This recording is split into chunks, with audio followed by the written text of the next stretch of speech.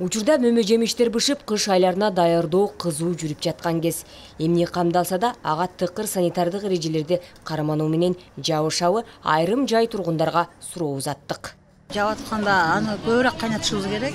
Ошо көбүрөөк кайнатсаң, ошондон эме болот дейм да мен. Көбүнчө көп кайнатам мен.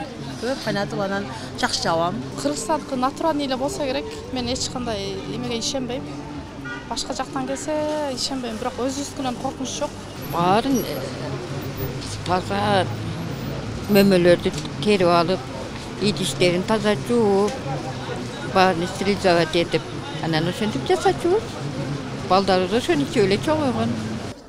Жалал Абад облусу боюнча 2022 жылы ботулизмден 15 учур катталып, 24 киши оор орто абалда ооруканага кайрылышкан, бир адам көз жумган. Ал эми 2023 жылдын 6 айында 7 учур катталып, 22 жаран жабыркаган. Өткөн жылга салыштырмалуу 2 эсеге көп катталган. Алардын көпчүлүгү үй шартында даярдалган консерваланган азыктарга ботулизм уулуу зат түшүп калып, байкабай жеп алышкан.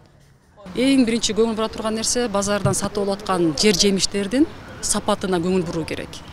Сапатына чиригендерин, соолугандарын, сырты мындай бузулгандарды албаш керек. Биз үй шартында заводдогудай абалда кайната албайбыз, пастеризация, стерилизация кыла албайбыз. Бирок тилекке каршы биздин эл ошого көнүп калган экен. Өтө кылдат, ар бир ошо казандын түбү кайнайт дагы үстү кайнабайт бизде. Бир-эки боркулдатып кайнатып алып эле жаба беришет да. Толтуруп куйганда банканын ичинде микробтор дем албай турган аба чөйрө пайда болот. Абасыз чөйрө бул ботулизмдин споралар үчүн эң ыңгайлуу шарт болуп эсептелинет. Абасыз чөйрө. Ошон үчүн банканы жаап атканда анын аралыгында крышка менен аралыкты абаны ташташ керек.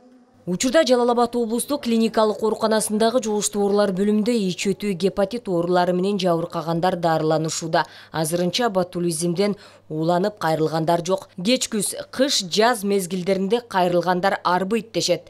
Мындай оор жагдайга дуушар болбош үчүн дарыгер өз кеңешин сунуштады. Сөзсүз түрдө өзүнүн нормасы менен бүт бардык тартипти сактап туруп гана жапсаңыздар дейм дагы.